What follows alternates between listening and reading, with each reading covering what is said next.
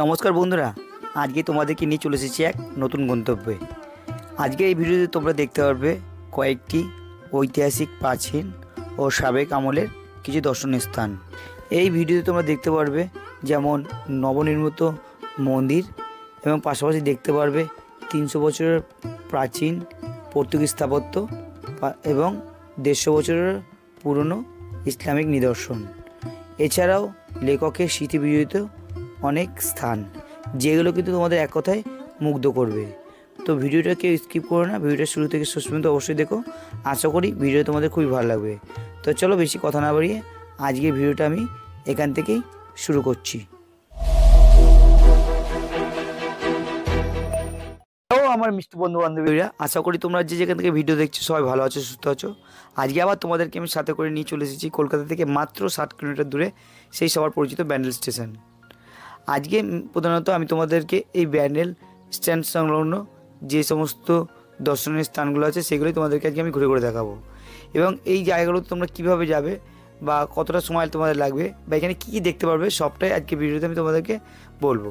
এখানে যেমন তোমরা দেখতে পারবে লেখকের স্মৃতি বিজড়িত বিভিন্ন জিনিস, পাশাপাশি দেখতে পারবে 300 বছরের প্রাচীন পর্তুগিজ স্থাপত্য। এছাড়াও যেমন রয়েছে 150 বছরের প্রাচীন ইসলামিক নিদর্শনও। এছাড়া তোমরা দেখতে পারবে এখানে নবনির্মিত একটি মন্দির, যার কিন্তু গঠনশৈলী তোমাদের কিন্তু এক প্রকারে মুগ্ধ করবে।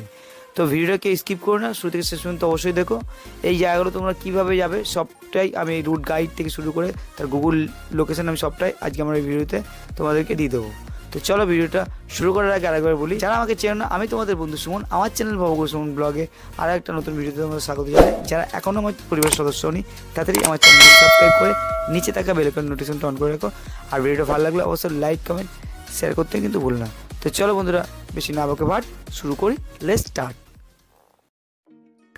তো বন্ধুরা, আমি এখন চলেছি ব্যান্ডেল স্টেশন থেকে মাত্র 2.5 কিলোমিটার দূরে দেবানন্দপুর গ্রামে, যেখানে জন্মগ্রহণ করেছিলেন আমাদের সবার পরিচিত কথা সাহিত্যিক শরৎচন্দ্র চট্টোপাধ্যায়। তারই আজকে ভিটে বাড়ি, যেটা অবস্থিত ব্যান্ডেল দেবানন্দপুরে, যেখানে ব্যান্ডেল স্টেশন থেকে মাত্র সময় লাগে টোটোতে করে 10 মিনিট মতো। তো চলো এখানে গিয়ে আমরা তোমাদেরকে কথা সাহিত্যিক শরৎচন্দ্র চট্টোপাধ্যায় যে জন্মভিটে বা তার পৈতৃক ভিটে সেটা, এবং তার যে পাঠাগারটি রয়েছে বা যে সমস্ত দর্শনীয় স্থানগুলো আছে সবগুলোই আমি তোমাদেরকে ঘুরে ঘুরে দেখাচ্ছি, এবং সেগুলো তোমার ইতিহাস কথা যেগুলো আছে সেগুলো তোমাদেরকে আমি শেয়ার করছি। তো চলো তোমার সাথে থাকো, দেখতে থাকো।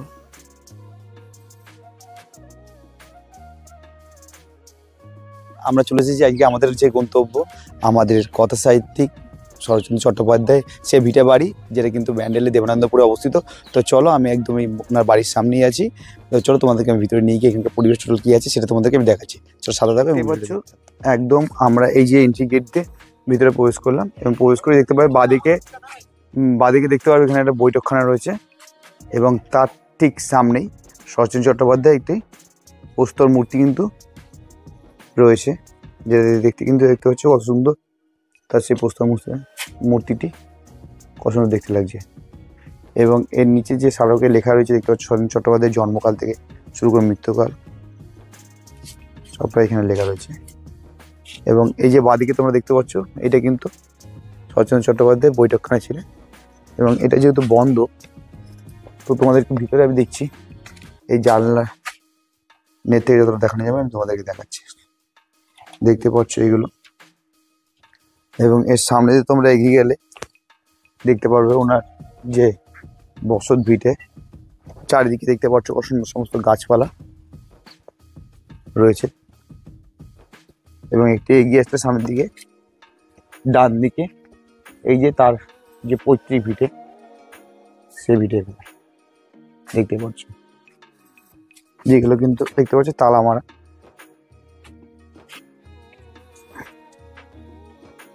এবং বাইরে থেকে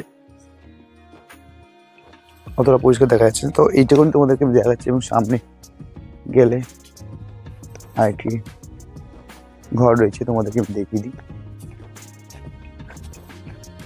এই যে দেখতে পারো তোমরা এখানে একটা ঘর রয়েছে,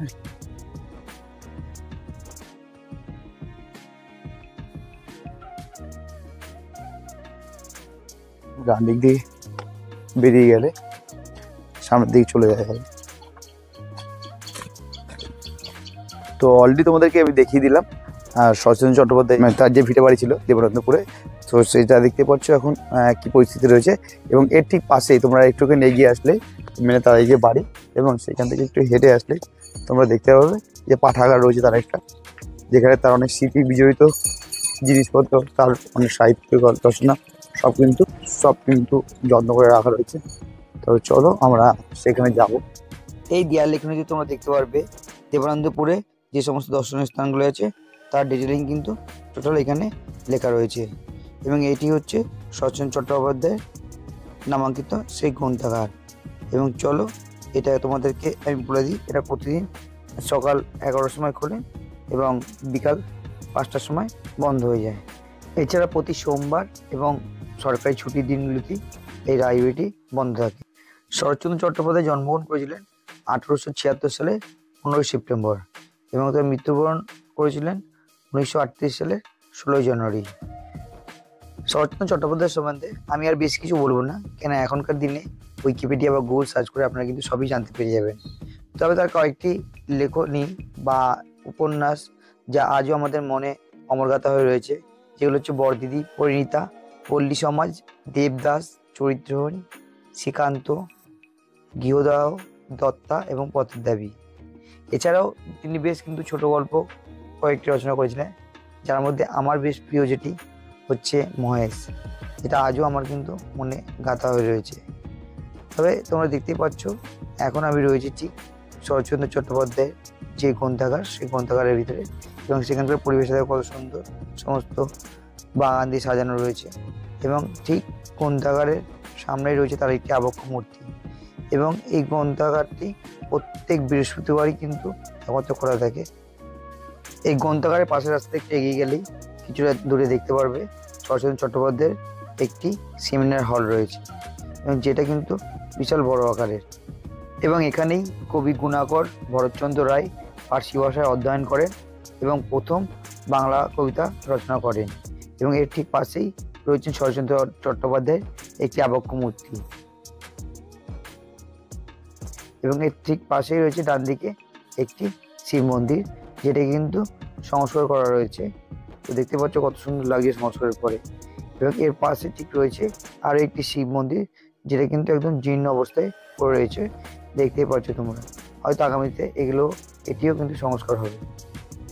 এরপর তোমরা গ্রন্থাগারের মূল গেট থেকে একটুখানি এগিয়ে আসতেই দেখতে পারবে সেই বিখ্যাত প্যারি পণ্ডিতের পাঠশালা, যা আজ কিন্তু জীর্ণ অবস্থায় পড়ে রয়েছে। এখানেই কিন্তু শৈশবে শরৎচন্দ্র চট্টোপাধ্যায় পঠন পাঠন করেছিলেন। তো বন্ধুরা, তোমরা শীতের ছুটিতে অবশ্যই কিন্তু একদিনের জন্য হলেও এই ব্যান্ডেলের দেবানন্দপুরের শরৎচন্দ্র চট্টোপাধ্যায়ের স্মৃতি বিজড়িত স্থানে একবার হলেও ঘুরে যেও। আশা করি তোমাদের খুব ভালো লাগবে। তবে চলো আমরা এবার পরবর্তী গন্তব্যের দিকে এগোই।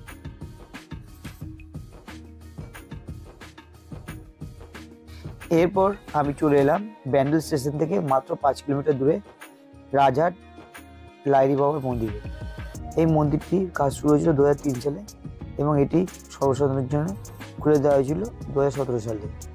এই মন্দিরে একসাথে বিভিন্ন দেবদেবীর যেমন মন্দির রয়েছে, পাশাপাশি মুসলমানদের পীরতলাও রয়েছে এবং খ্রিস্টান ধর্মাবলম্বীদের চার্চও এর ভিতরে রয়েছে। এই মন্দিরের মূল যে বার্তাটা দেওয়া হয়েছে সেটা হচ্ছে সকল ধর্মের ঊর্ধ্বে মানব ধর্ম শ্রেষ্ঠ ধর্ম। এবং এই মন্দিরের ভিতরে আসলে তোমরা দেখতে পারবে অসাধারণ সমস্ত দ্রষ্টব্য জিনিস, যেগুলো তোমাদের কিন্তু একেবারে মুগ্ধ করবে। এবং এখানকার যে ভিতরকার সৌন্দর্য অসাধারণ, এক কথায় অতুলনীয়। এবং এই মন্দিরের মূল মন্দির যেটি হচ্ছে শিব মন্দির, তার কিন্তু গঠনশৈলী কিন্তু অসাধারণ, এক কথায় তোমাদের কিন্তু চোখ ধাঁধিয়ে যাবে। দেখতেই পাচ্ছ বাইরে থেকে কত সুন্দর লাগছে দেখতে। সাদার উপর খুব সুন্দর সোনালি কালারের এক নকশা দিয়ে তৈরি করা হয়েছে, অসাধারণ কিন্তু দেখতে লাগছে। এবং এটি মূলত একটি পুকুরের মধ্যে মন্দিরকে তৈরি করা হয়েছে, দেখতে কিন্তু অসাধারণ। এবং যেহেতু মন্দিরের ভিতরে ভিডিও অ্যালাউ নেই, সেই কারণে তোমাদেরকে আমি বাইরে থেকে মন্দিরটার সৌন্দর্য দর্শন করাচ্ছি। এবং এখানে দেখতে পাচ্ছ কত ভক্তের অলরেডি আনাগোনা শুরু হয়ে গেছে। মানে এখানে সারা বছর এই মন্দিরটি খোলা থাকে। এই মন্দিরটি প্রতিদিন সকাল 9টার সময় খোলা হয় এবং দুপুর 1টার সময় বন্ধ হয়ে যায় এবং আবার বিকাল 4টের সময় খোলে এবং সন্ধ্যা 7টা পর্যন্ত এই মন্দির খোলা থাকে। তো তোমরা কিন্তু অবশ্যই এসে এই মন্দিরে একবার হলেও ঘুরে যেতে পারো, যেটা কিন্তু তোমাদের এই মন্দিরের ঘটনশৈলী বা এই মন্দিরের যে পরিবেশটা আছে তোমাদের কিন্তু এক কথায় মুগ্ধ করবে। তো চলো তোমাদেরকে মন্দিরটা একটু ঘুরে ঘুরে দেখাই। ভিতরে তোমাদের বলেছিলাম মুসলমানদের যেমন পীরতলা রয়েছে, পাশাপাশি যারা খ্রিস্টান ধর্মাবলম্বী মানুষ আছে তাদের জন্য কিন্তু এখানে একটি দেখতেই পাচ্ছ চার্চের আদলে একটি মাদার মেরির কোলে যে যিশু যে মূর্তি সেটি কিন্তু এখানে দেখতে পাচ্ছ তুলে ধরা হয়েছে। মানে অসাধারণ কিন্তু একটি অ্যাম্বিয়েন্স, মানে এক কথা কিন্তু এখানে আসতে তোমাদের খুবই ভালো লাগবে। সে যে ধর্মাবলম্বী মানুষই হোক না কেন, প্রত্যেককেই কিন্তু এই জায়গাটা খুবই ভালো লাগবে। এবং এর পাশে একটু এগিয়ে গেলেই তোমরা দেখতে পারবে একটি শিব মূর্তি রয়েছে, দেখতে পাচ্ছ কি সুন্দর সোনালী বর্ণে, সেটা কিন্তু দেখতে অসাধারণ মূর্তি রয়েছে। এবং এই ডেকোরেশনটা দেখো উপর থেকে ঝর্ণার জল পড়ছে। তো এই শীতের ছুটিতে কিন্তু তোমরা একদিনের জন্য হলেও এই ব্যান্ডেল রাজাটের লাইব্রেরি আশ্রম কিন্তু একবার হলেও ঘুরে যেতে পারো। আশা করি তোমাদের খুব ভালো লাগবে। তো চলো আমরা এবার পরবর্তী গন্তব্য দিকে এগোই। চলে এসেছি, দেখতে পাচ্ছ ব্যান্ডেল চার্চ। মানে এখানে আসতে গেলে তোমাদেরকে আমি বলে দিই, প্রথমে তোমাদের যে ব্যান্ডেল স্টেশন থেকে অটো বা টোটো ধরে তোমার মাত্র 10 মিনিট মতো সময় লাগে, 2 কিলোমিটার জার্নি। তো তোমরা সরাসরি কিন্তু এই ব্যান্ডেল চার্চ চলে আসতে পারবে। তো চলো, আমি এখন দেখতে পাচ্ছি ব্যান্ডেল চার্চের সামনেই রয়েছি এবং আমি সামনে গিয়ে এন্ট্রি করবো। চলো, ভিতরে টোটাল যে কি পরিবেশ আছে সবটাই তোমাদেরকে আমি দেখাবো এবং এটা টোটাল যে কি আছে সবটাই আমি তোমাকে বিরতে বলবো। তো চলো সাথে থাকো, আমি ভিতরে এই যে ব্যান্ডেল চার্চ এবং এটা হচ্ছে এন্ট্রি গেট। তো তোমাদেরকে দেখাই, এখানে কিন্তু প্রথমে বলেছি তোমাদেরকে এখানে কিন্তু কোনো প্রবেশ মূল্য লাগে না, মানে কোনো টাকা পয়সা লাগে না, দেখতে পাচ্ছ। এবং এখানে এন্ট্রি টাইম দেখো, গিজার ঢোকার সময় সকাল 8টা থেকে বিকাল 4টা, 4:30 পর্যন্ত। তো চলো এবার আমি ভিতরে এন্ট্রি করে তোমাদেরকে। তো দেখতে পাচ্ছ ঢুকে বাদিকেও তোমার দেখায়। এখন যেহেতু সামনেই 25শে ডিসেম্বর, আমরা সবাই জানি বড়দিন, তো সেই কারণে এখন কিন্তু এই যে চার্চে কিন্তু দেখতে পাচ্ছ রঙের কাজ চলছে। এবং এখানে তোমাদের যে এখানে যে ব্যানারটা লাগানো রয়েছে ব্যান্ডেল চার্চে সমস্ত এখানে কিন্তু তথ্য লেখা রয়েছে, কখন বলে বাকি টোটাল এখানে যে সিসিটিভি ক্যামেরা আওতায় সবটাই কিন্তু এখানে রয়েছে। চলো, দেখতে পাচ্ছ অলরেডি কিন্তু যেহেতু শীতের সময় অলরেডি কিন্তু ভিজিটররা কিন্তু এন্ট্রি করে গেছে এখানে। চলো আমি ভিতরে আস্তে আস্তে ভিতরের দিকে যাই, গিয়ে তোমাদেরকে ভিতরে আমি এন্ট্রি করে দেখাচ্ছি। এবং দেখতে পাচ্ছ এখানে কিন্তু সমস্ত জায়গায় রঙের কাজ কিন্তু চলছে। এবং এই যে এন্ট্রি গেট, আমি এখান থেকে এখন এন্ট্রি করছি। দেখতে পাচ্ছ ঢোকার মুখেই তোমরা দেখতে পারবে একটা স্ট্যাচু রয়েছে।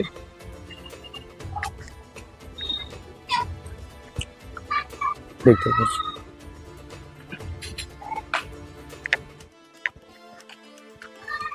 এরকম তোমার অনেক স্ট্যাচু কিন্তু দেখতে পারবে, এরকম খুব সুন্দর সুন্দর জায়গায় দেখতে পাচ্ছ। এবং এখানে ভিজিটররা যারা তারা কিন্তু দেখতে পাচ্ছ এখন ঘুরে ঘুরে দেখছি। মেন তোমাদেরকে বলে দিই, বাদিকে মেন হচ্ছে চার্চটা এবং ডান দিকে একটা প্রচুর বড় গ্রাউন্ড আছে যেখানে কিন্তু দেখতে পাচ্ছি প্রচুর ভিজিটররা এখানে আসে সারা বছর ধরেই। যেহেতু এখন শীতকাল সেই কারণে কিন্তু ভিজিটররা কিন্তু ক্রমশ কিন্তু প্রচুর চাপটাও কিন্তু একটু বেশি।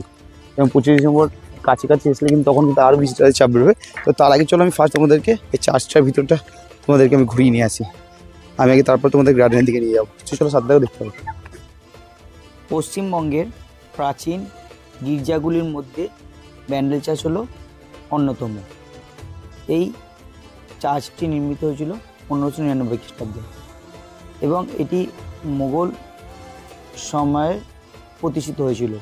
তো এই চার্চের অনেক ইতিহাস কথা আছে যেগুলো তোমরা কিন্তু গুগল সার্চ করলে বা উইকিপিডিয়া সার্চ করলে পেয়ে যাবে। তো সুতরাং আমি আর নতুন করে এগুলো সম্বন্ধে বলছি না। তো চলো আমি যতটা পারছি তোমাদেরকে ভিতরে এন্ট্রি করে আমি যতটা কভার করার পারছি ভিতরের যে দৃশ্যগুলো সেগুলো তোমাদের সামনে তুলে ধরার চেষ্টা করছি। এই যে এটা দেখতে পাচ্ছ, এটা হচ্ছে প্রার্থনার স্থান। তো দেখতে পাচ্ছ এখানে অলরেডি কিন্তু যারা ভিজিটর এসেছেন তারা কিন্তু যথারীতি ভিড় করেছে। এখানে দেখতে পাচ্ছ যীশু খ্রিস্ট ক্রুশবিদ্ধ একটা মূর্তি তৈরি করা রয়েছে। এবং এখান থেকে দেখতে পাচ্ছ উপরে যেটা হচ্ছে মেন বেল হাউস, যেটা এখান থেকে যেতে হয়। তো এই পাশ দিয়ে রাস্তাতে গেলে তোমরা দেখতে পারবে ডান দিকে রয়েছে প্রার্থনা গৃহ, মানে এখানে বসে সবাই প্রার্থনা করেন।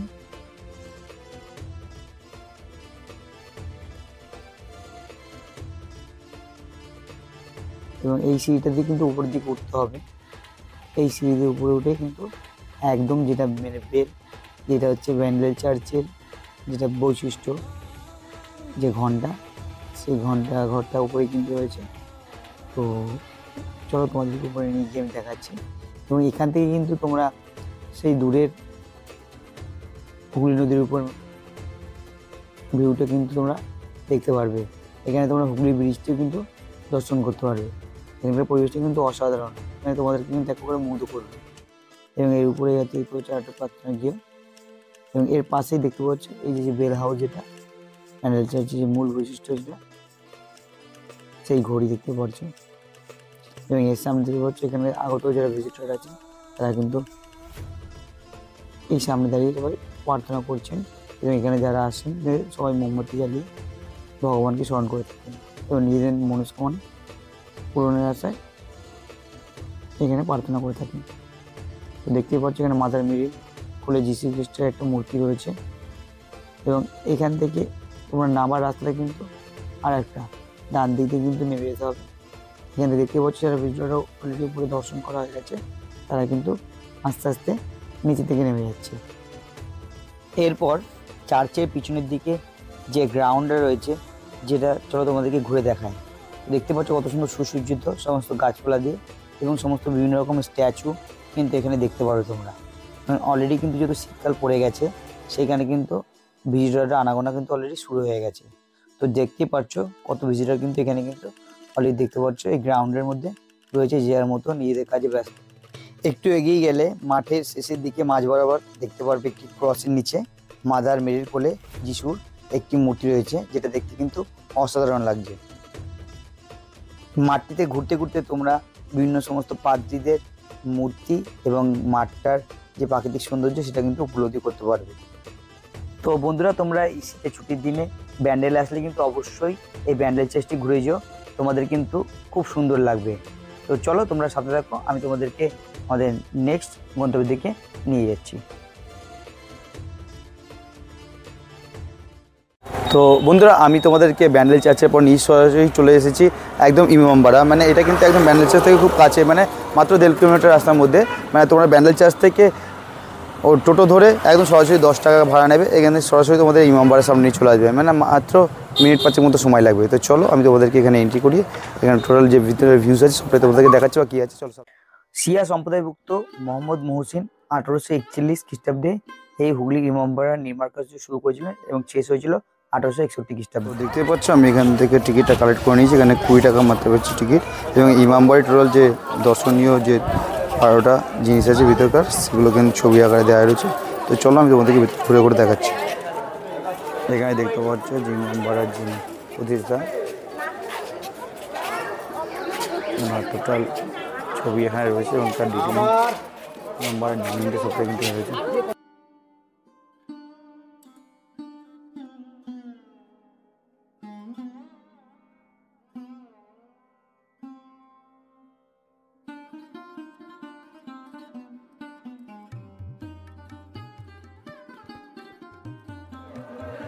এখানে একটা জলাশয় দেখতে পাচ্ছ, এই জলাশয়ের মাঝখানে দেখতে পাচ্ছ একটা ফোয়ারা রয়েছে। এবং এখন তোমাদের প্রথমেই বলেছিলাম যেহেতু এখন শীতকাল এবং এখন কিন্তু প্রচুর ভিজিটররা কিন্তু এখানে আসবে এটা দেখার জন্য। তো দেখতে পাচ্ছ অলরেডি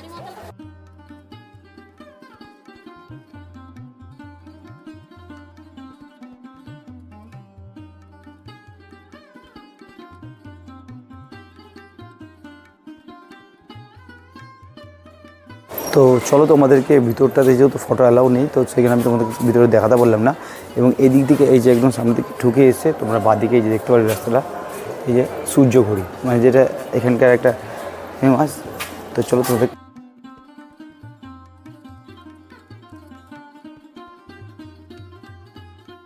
এগার দিনে তোমাদেরকে সূর্যের আলো দিয়ে কীভাবে ঘড়ি টাইম বোঝানো যেত, এগুলো কিন্তু এই যে সূর্য ঘড়ি, এগুলো কিন্তু আমার কিন্তু আইডিয়া নেই এগুলো কীভাবে দেখে। তো এখানে দেখতে পাচ্ছ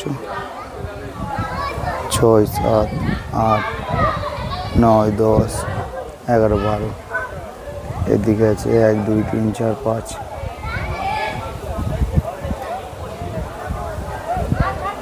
করা রয়েছে। এই পিছনে রয়েছে দেখতে পাচ্ছ আমাদের গঙ্গা নদী, এবং এখান থেকে যারা ভিজিটাররা আসে নৌকা করে জলপথে, তারা কিন্তু এখান থেকে কিন্তু। তবে চলো এবার তোমাদেরকে আমি নিয়ে যাচ্ছি এই ইমামবাড়ির যেটা মূল আকর্ষণ, যে ক্লক টাওয়ার। তো সেই দিকেই তোমাদেরকে নিয়ে যাচ্ছি, ক্লক টাওয়ারটা দেখাবো বলে। তো চলো আমরা এবার ক্লক টাওয়ারের দিকে যাই। আচ্ছা, এখন তোমাদেরকে নিয়ে যাচ্ছি, এটা হচ্ছে ছেলেদের রাস্তা এবং ওদিকে কিন্তু ডান দিকে মেয়েদের রাস্তা, যেটা মেন আকর্ষণ এখানকার যে ঘুড়ি। তো চলো তোমাদেরকে আমি নিয়ে যাচ্ছি ওপর।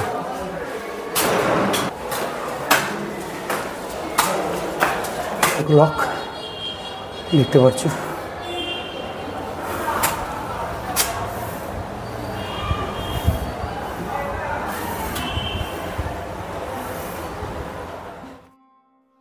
তো তোমাদেরকে আমি পুরো ইমামবাড়াটা ঘুরিয়ে দেখালাম। তো অবশ্যই তোমরা এখানে এসো, তোমাদের আশা করি খুব ভালো লাগবে। তো বন্ধুরা, আজকের মতো আমাদের যে ব্যান্ডেল স্টেশন সংলগ্ন যে 4টি দর্শনীয় স্থান, সেটা আমি তোমাদেরকে ঘুরে ঘুরে দেখালাম। তো এখানে তোমরা কীভাবে আসবে সেটা আমি তোমাদেরকে বলে দিলাম। তো আরও একবার তোমাদেরকে বলে দিই, তোমরা যারা হাওড়া থেকে আসতে চাও, তার হাওড়া থেকে যে কোনো লোকাল ট্রেন ধরে ব্যান্ডেলগামী সরাসরি ব্যান্ডেল স্টেশন আসবে, এবং সেখান থেকে তোমরা টোটো বা অটো করে এই জায়গাগুলোতে ঘুরে যেতে পারো। এবং যারা শিয়ালদা থেকে আসবে, তারা শিয়ালদা থেকে সরাসরি নৈহাটি হয়ে ব্যান্ডেল চলে আসতে পারো। সবথেকে ভালো হয় তোমরা ব্যান্ডেল স্টেশনে নেবে, এখান থেকে যদি একটা টোটো রিজার্ভ করে নাও তাহলে সবথেকে সুবিধা হবে। তোমাদের এই 4টি স্পটই খুব সহজে ঘন্টা 3-এর মধ্যে তোমাদেরকে ঘুরিয়ে দেবে। তো আজকের ভিডিওটা এই পর্যন্তই। ভিডিওটা ভালো লাগলে অবশ্যই লাইক, কমেন্ট, শেয়ার, এবং যারা চ্যানেলটি সাবস্ক্রাইব করেনি চ্যানেলটি সাবস্ক্রাইব করে নেবে। তো বন্ধুরা, আজকের মতো ভিডিওটা এই পর্যন্তই। আবারও কোনো নতুন ভিডিওতে তোমার সঙ্গে কোথাতে দেখাবে। সবাই ভালো থেকো, সুস্থ থেকো, টাটা বন্ধুরা।